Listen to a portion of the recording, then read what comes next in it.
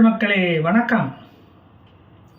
ஏன்பா மம்தா பானர்ஜி தான் ரெமல் புயலை காரணம் காட்டி சேதங்களை பார்வையிடணும் அப்படின்னு சொல்லி இண்டி கூட்டணிக்கு போகாமல் தப்பிச்சு போயிட்டாங்க. புயல் நிவாரணம் கேட்டு மோடிக்கிட்ட போய் கேட்கணும் கெஞ்சணும் அப்படின்னு சொல்லிக்கிட்டு இருந்துட்டாங்க. சரி, நீ நல்லா தானப்பா இருக்க, இண்டி கூட்டணி கூட்டத்துக்கு போக வேண்டியதானே.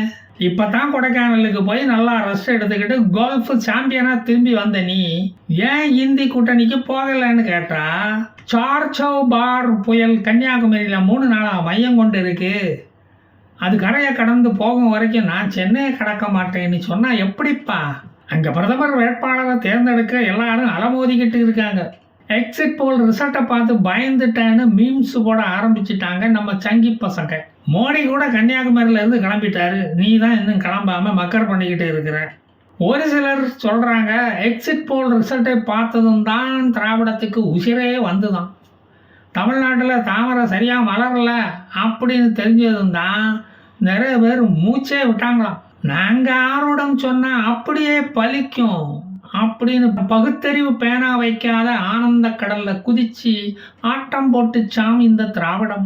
எக்ஸிட் போல் முடிவுகள் மோடியின் கனவுகளை தகர்த்து எரிந்து விட்டது. அவரது கனவான 400 சீட்டு நிறைவேறவே இல்லை தெரியுமா? அதை நினைத்தால் சிரிப்பு தான் வருகிறது.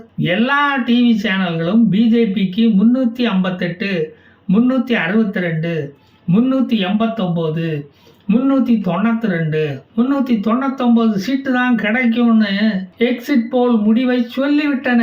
400 எட்டவில்லை. இதிலிருந்து என்ன தெரிகிறது? மோடி சொல்வதை கேட்க மக்கள் தயாராக இல்லை என்பது தெளிவாக புரிகிறதா இல்லையா? அதிலும் கேரளாவிலும் தமிழகத்திலும் ஒரு சீட்டு கூட வெல்ல முடியாது என்று போல் ஆஃப் தி போல்ஸ் ரிசல்ட்டுகள் சொல்லுகிறது. கடைசியில் திராவிட பெரியார் மண்ணு தான் வென்றது, காமராஜர் மண்ணு தோற்றது. ஐயா, இது அப்படி இருக்கு. திராவிடம் வைக்கோல் போட்டு வளர்த்த காங்கிரஸ் கூட 6 சீட்டு ஜெயிக்கும்னு சொல்லிவிட்டது இந்த எக்ஸிட் போல். தண்டவாளத்தில் கொடி பிடித்து போராடிய அந்த 6 பேருக்கு கிடைத்த வெற்றி இது. அந்த 6 பேரை மக்கள் மறக்கவில்லை என்பதை தானே இது காட்டுகிறது. திராவிடம் போட்ட பிச்சை என்று கூடிய விரைவிலேயே RS பாரதி இவர்களுக்கு பட்டமளிப்பார். இதை மக்களுக்கும் புரிய வைப்பார். இன்னொரு பக்கம் இன்னொன்றையும் சொல்ல வேண்டியதா இருக்கு. இந்த எக்ஸிட் போல் கணிப்புகள் நம்ப தகுந்ததாக இல்லை, காசு கொடுத்து வாங்கப்பட்டதாக பார்க்கப்படுகிறது. இண்டி கூட்டணி கட்சிகளை கலைத்து விடுவதற்காக வெளியிடப்பட்ட ஒரு கருத்து கணிப்பாக இருக்கிறது இது. இது அதானி, அம்பானி, தயாநிதி போன்ற கார்பரேட்டுகள் கைக்கூலிகள் வெளியிட்ட கருத்து கணிப்பு போல அல்லவா இருக்கிறது. 30 கட்சிகள் சேர்ந்த இண்டி கூட்டணிக்கு இவ்வளவு கம்மியாகவா சீட்டு கிடைக்கும்? நம்புற மாதிரி இல்லையப்பா. 30 கட்சிகளும் சேர்ந்து 100 சீட்டு ஜெயிப்பாங்கன்னு சொன்னா எவனாவது நம்புவானா? 100 கோடிக்கு மேல செலவழித்து நடத்திய தேர்தலில் வெறும் 100 சீட்டு தானா? அப்ப நாங்க தோக்கவில்லை, ஜனநாயகம் தான் தோற்றுவிட்டது.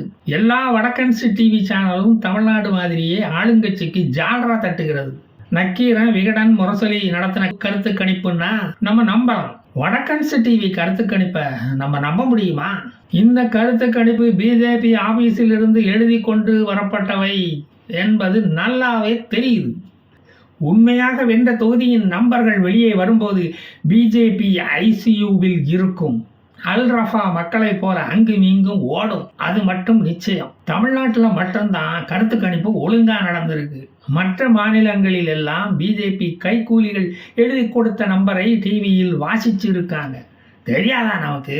கர்நாடகாவில் காங்கிரஸ் தானே ஆளுகிறது. அத்தனை லோக்சபா சீட்டையும் அதுதானே நியாயப்படி அள்ள வேண்டும். பிரஜ்வால் ரேவண்ணாவின் செக்ஸ் ஸ்கேண்டல் வேற அங்க வெளியாகி காங்கிரசுக்கு சாதகமாகத்தானே இருக்கிறது. செக்ஸ் ஸ்கேண்டல் கூட காங்கிரசுக்கு சாதகமாகத்தானே இருக்கிறது. அங்கே ஏன் கோட்டை விட்டீங்கன்னு கேட்டா, தமிழ்நாடு மாதிரி திராவிட ஆட்டு வந்த கூட்டம் இங்கே இல்லையே. அவங்க மட்டும் கர்நாடகாவில் இருந்திருந்தா காடா துணியை நாங்கள் டர்ருன்னு கிழிச்சு இருந்திருப்போம் தெரியுமா அப்படின்னு சொல்றாங்க. இவ்வளவு பேசும் மோடி காஷ்மீர், லடாக் தொகுதிகளில் 6 லோக்சபா சீட்டில் ஏன் நிக்கல? அங்குள்ள அப்துல்லா கட்சிகளுடனும் முப்தி முகமது கட்சிகளுடனும் போட்டி போட திராணி இல்லாத கட்சி தான் பிஜேபி என்று அதிமேதாவி மணிசங்கர் ஐயரே சொல்லி இருக்காரு. அவருக்கு தான் பேப்பர் படிக்கும் பழக்கமும் இல்லை, டிவி பார்க்குற பழக்கமும் இல்லை. அந்த மாதிரி நல்ல பழக்கங்கள்லாம் அவருக்கு இல்லை. அது நமக்கு தெரியும், எல்லாருக்குமா தெரிய போகிறது? பிஜேபி போட்டி போடாமலா என்டி கூட்டணிக்கு 3 சீட்டும் காங்கிரஸ் கூட்டணிக்கு 3 சீட்டும் கிடைக்கும்னு கருத்து கணிப்பு வெளியாகி இருக்கு. காங்கிரஸ் கட்சியே ஒதுக்கி வைத்த மணிசங்கர ஐயரை அவர் உயிரோட தான் இருக்காருன்னு காட்ட இந்த மாதிரி தந்திரம் எல்லாம் அவர் செய்வார். அவர் காங்கிரஸ் கட்சியில் உள்ள ஒரு சுப்பிரமணிய சாமி, அது எல்லோருக்கும் தெரிஞ்ச விஷயம் தானே. அப்ரோகேஷன் ஆஃப் ஆர்டிகல் 370 நீக்கிய பிறகு நடக்கும் முதல் தேர்தல் இது என்பதால் முக்கியத்துவம் வாய்ந்ததாக இருக்கிறது காஷ்மீரில். லடாக் காஷ்மீரில் இருந்து பிரிந்த பிறகு நடக்கும் தேர்தல் இது. சிக்கிம் மாநிலத்தில் நடந்த சட்டசபை தேர்தலில் காங்கிரஸ் கட்சி மாதிரியே பிஜேபியும் முட்டை மார்க்கு வாங்கி இருப்பதை பார்க்கும் போதே தெரியவில்லையா பிஜேபியை மக்கள் ஒதுக்கி தள்ளிவிட்டார்கள் என்று? இந்தி கூட்டணி 295 இடங்களில் ஜெயித்து மக்களுக்கு அதிர்ச்சி வைத்தியம் அளிக்க இருக்கிறது. எதற்கும் முன்னெச்சரிக்கையாக பொதுமக்கள் தங்கள் பாக்கெட்டுகளில் ஐசார்டில் 5mg சப்லிங்குவல் டேப்லெட்டை எடுத்துச் செல்லவும், அல்ப்ராசோலம் 0.5 mg டேப்லெட்டையும், ஆஸ்பிரின் 150 மில்லிகிராமையும், அட்ரோஸ்டாட்டின் 20 mg மாத்திரைகளையும் எடுத்துச் செல்வது நல்லது. இந்தி கூட்டணி தேர்தல் முடிவுகளை பார்த்து அதிர்ச்சியில் ஹார்ட் அட்டாக்கில் இருந்து உங்களை அது பாதுகாக்கும். உங்கள் உயிர் முக்கியம் இல்லையா? அதான் சொன்னேன். இந்தி கூட்டணி தலைவர்கள் பதவி பிரமாணம் எடுப்பதை உயிரோடு இருந்து நீங்கள் பார்க்க வேண்டாமா? அதனால தான் இதெல்லாம் சொல்றேன். ஜோடோ யாத்திரை போனது ஒரு வேஸ்ட். மோடி மேல அவதூறா பேசி பிரச்சாரம் பண்ணது ஒரு வேஸ்ட். மோடியை இஸ்லாமியரின் எதிரியாக சித்தரித்து காட்டியது வேஸ்ட் என்று கூறும் சங்கிகளே, கருத்து கணிப்பே ஒரு வேஸ்ட் என்று உங்களுக்கு கூற வைக்கத்தான் இந்த எக்ஸாக்ட் போல் முடிவுகள் வரப்போகின்றன. அதிர்ச்சி அடைய போவது நாங்கள் அல்ல, நீங்கள் தான். ஜூன் 4ஆம் தேதி அதை நீங்கள் கண்கூடாக பார்ப்பீர்கள். ஆட்சிக்கு வந்ததும் முதல் வேலையா விஸ்டா கட்டடத்தில் வாஸ்து முறைப்படி இருக்கைகள் மாற்றி அமைக்கப்படும். அகமதாபாத் நகரிலிருந்து திருடிக்கொண்டு வரப்பட்ட நேருவின் வாக்கிங் ஸ்டிக்கு செங்கோலை பிடுங்கி எறிவோம். பார்வையாளர்கள் கேலரியில் இருந்து பார்வையாளர்கள் குதித்து கேஸ் கேனிஸ்டர் ஸ்பார்க்கர்ஸ் எல்லாம் வெடிக்க சாகர் சர்மா, மனோரஞ்சன் போன்ற போராளிகள் அடிபடாமல் பாதுகாக்க மெத்தைகள் விரித்து போடப்படும். விஸ்டா கட்டட செக்யூரிட்டிகள் விரட்டப்பட்டு நேபாளி கூர்காக்களுக்கு பணி வழங்கப்படும். கடலை வறுத்து தள்ளுவண்டியில் வியாபாரம் செய்யும் சிறு குறு தொழில் அதிபர்கள் பாராளுமன்ற வளாகத்துக்குள் அனுமதிக்கப்படுவார்கள். முடக்கப்பட்ட ஆபாச வலைத்தளங்கள் திறந்து விடப்படும். எம்பிக்கள் வீடியோ பார்க்க தனி அறைகள் கட்டி கொடுக்கப்படும். சர்ச் மசூதிகளுக்கு வெளிநாட்டு பணம் வரவு வைக்க வசதிகள் செய்து கொடுக்கப்படும். எந்த நாட்டில் இருந்து வேண்டுமானாலும் நீங்கள் இனி நிதியை பெற்றுக் கொள்ளலாம். பாகிஸ்தானுக்கு POK காஷ்மீர் பகிர்ந்து அளிக்கப்படும். கால்வான் பள்ளத்தாக்கில் சீனர்கள் கெட்டிலில் டீ போட்டு குடிக்க ஏற்பாடு செய்யப்படும். BBC, அல் ஜசீரா டிவி சேனல்கள் இந்தியாவில் இருந்து செயல்பட அனுமதி அளிக்கப்படும். ஏன்னா நீங்க உண்மை செய்திகளை பார்க்கணும்ல.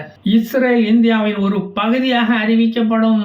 பிரம்மோஸ் ஏவுகணைகள் ஹமாஸுக்கு வழங்கப்படும். சந்திராயன் பயண திட்டம் பண விரயம் என்று கூறி அது கேன்சல் செய்யப்படும். நிறுத்தியா? கேட்குறவன் கேனப்பயலாக இருந்தால் தமிழ்நாட்டுக்காரன் நினச்சி நீ பாட்டுக்கு அளந்து விட்டுக்கிட்டே போகிற. 4ஆம் தேதி உன் திதியை நான் வச்சுக்கிறேன். ஓகேயா? ஜெய் ஹிந்த்.